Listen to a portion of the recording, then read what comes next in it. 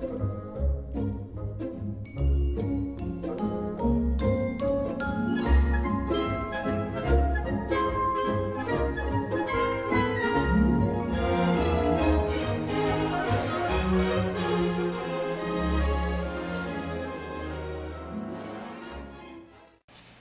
see, I knew that I had to come up with a new character. And so I dreamed up the idea of Mickey Mouse on the way home. You know, at first I thought I'd call my new creation Mortimer. Right. But Lily didn't like that name. What about Mickey? She said. And as hundreds of millions of fans now know, I took her advice. Soon after I got home, I started creating 3 new cartoons starring my new featured player. You know, initial efforts to sell Mickey Mouse cartoons were, well, they were discouraging. Mickey was just another cartoon creation, competing for screen space with Felix the Cat and even Oswald, who continues to be drawn by Mince's new staff. The solution? Synchronize one of the 3 cartoons, Steamboat Willie, to sound. It was Mickey's ticket to fame. I met a big and powerful guy named Pat Powers, and he provided the sound equipment, and he soon agreed to distribute the cartoons as well.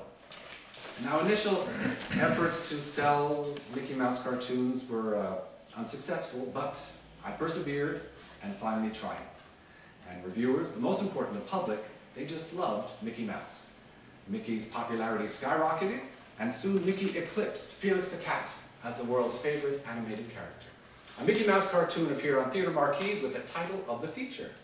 The question, "What, no Mickey Mouse?" entered into the popular lexicon as a synonym for any disappointment. Between 1929 and 1932, more than 1 million children joined the original Mickey Mouse Club. Mary Pickford, Franklin Delano Roosevelt, Benito Mussolini, the Nizam of Hyderabad, and King George V of England were all Mickey fans. Ub Iwerks and I, we started a Mickey Mouse newspaper comic strip, and Carl Stalling wrote Mickey's theme song, Minnie's Yoo-Hoo. You remember that. I'm the guy they call Little Mickey Mouse. Got a sweetie down in the chicken house. Neither fat nor skinny, she's the horse's Winnie. She's my little Minnie Mouse. Oh, the old tomcat with his meow, meow, meow. Old hound dog with his bow, wow, wow. The crows caw, caw, and the mules hee-haw. Gosh, what a racket like an old buzzsaw. I have listened to the cuckoo, cooks, cuckoo, and I've heard the rooster cock his doodle-doo. With the cows and the chickens, they all sound like the dickens. When I hear my little Minnies, yoo-hoo, mm-hmm. We all love this song. And it became the song used many times under the opening credits of many of Mickey Mouse's early cartoons. Well, as the studio cranked out Mickey Mouse cartoons, I moved forward on an entirely different front. You see, up until this time, popular cartoons were based on individual characters and had predictable plot lines. My new series, to be called Silly Symphonies, would break the mold. That's good, yes. They would be animated pieces, generally set to classical music, which would give my animators the chance to experiment.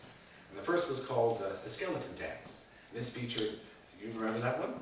Featured dancing skulls and bones twirling their way through a graveyard on a moonlit night with music written by Carl Stalling, our very own Carl Stalling. Well, you know, although Powers initially said he couldn't sell the new cartoons, I prevailed, and soon the Silly Symphonies were profitable and moving the state of animation forward. And I even set up a unit of animators, separate from those who worked on Mickey Mouse, to devote their time to Silly Symphonies. And you know, although business was booming, checks from Pat Powers, well, they were smaller than expected, and they arrived erratically. In late 1929, Roy visited Powers, and he came to one positive conclusion. That Powers is a crook. He's a definite crook. Well, I tried to defend Powers at first. You don't believe in people, Roy. Well, of course, Roy was right. Powers had been withholding money from us, and finally announced his intention to take over the Disney studio. His ace in the hole? He had seduced my star animator, Ub Iwerks, into jumping ship in exchange for a cartoon series of his own. Powers decided that Ub was really the secret to our success. I was terribly disappointed, but I didn't consider yielding, and the studio went on without Ub. Meanwhile, Mickey and the Silly Symphonies, they forged on. Mickey acquired a body of supporting players who all became stars in their own right, including Donald Duck, Pluto, and Goofy. And then when I decided to experiment with color, I took a practically finished cartoon, Flowers and Trees, and redid it entirely in beautiful Technicolor. Now Roy argued that this would be expensive and might not work, but I won out, and Flowers and Trees in color won an Academy Award in 1932. Now around this time, we started using storyboards. There were wooden boards on which hundreds of sketches could be placed to help us make sure the plots of our cartoons flowed. And we used storyboards when we developed The Three Little Pigs, which was a challenge in character development, and a big hit for us with the song written by Big Bad Billy Bletcher called Who's Afraid of the Big Bad Wolf? You all know that. Who's afraid of the... Oh, one moment, gentlemen and ladies. Yes, Lucille? Walt. Lucille, please say Walt. We've talked about this, right? Good, thank you, thank you. What's that? Oh, you have the definition. Indolent, thank you. Okay. Disinclined to work. I see. Habitually lazy. Oh dear. Oh, well, what about its Latin root? Oh, was it late Latin? I see. Indolens. I see. It's interesting. Okay, well, Lucille, have you heard from Bobby's parents?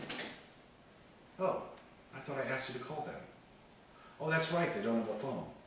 Well, do you know Bobby's schedule today? You do? Ah. Oh, was he there? He was. Well, where is he now? I know, Lucille, I'm just worried about the kid, okay? No, that's fine. No, thank you, Lucille. Thanks. You know, I love children. Before I had my own, I fussed over my niece Marjorie. She was daughter to Lily's sister Hazel. And what's going on? Well, anyway. Marjorie moved in with Lily and I. That was back in 1930. She's about 16, and I acted the father role to the hilt. If Marjorie came home late, I was waiting at the top of the stairs when she opened the door.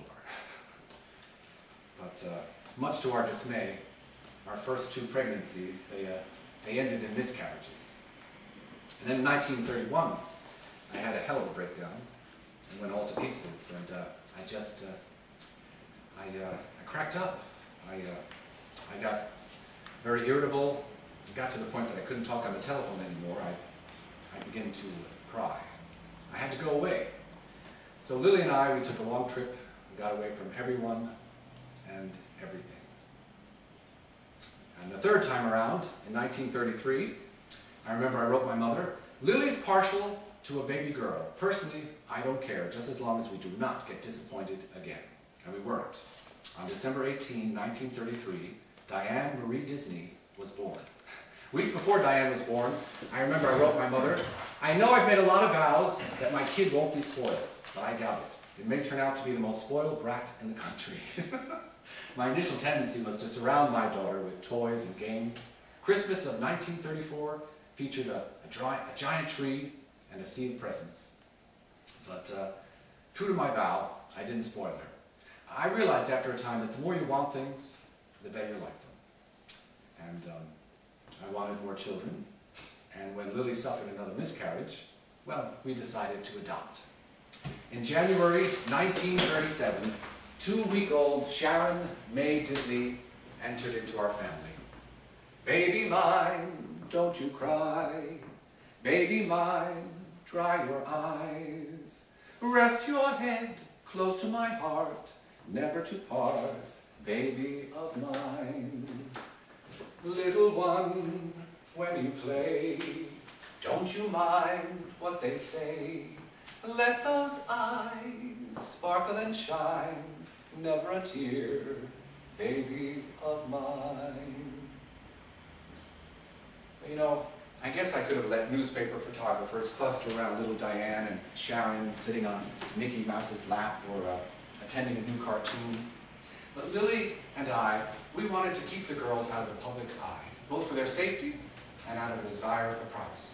You see, at this time, I was incredibly busy. I was turning out Mickey Mouse cartoons and silly symphonies that, well, they garnered a host of Academy Awards. At the time Sharon entered into our family, I had already thrown myself thoroughly into work on Snow White and the Seven Dwarfs, even while thinking about feature-length films that might follow. Excuse me, gentlemen and ladies, yes. Yes, Lucille? Oh, that's good news. He called from the dentist? Bobby Driscoll's on his way here. He's been in the dentist chair longer than his parents expected. Well, Lucille, send him in here when he gets here, will you? Thanks. And thank you. For what?